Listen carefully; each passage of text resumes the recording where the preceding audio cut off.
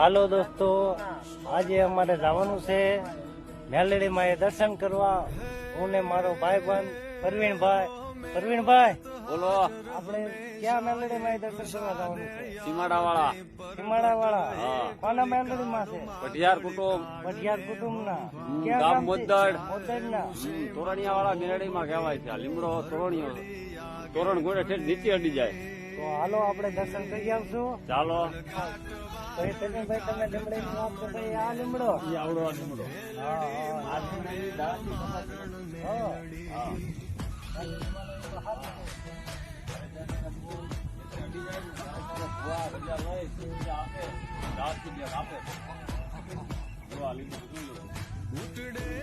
જય માતાજી બુવા.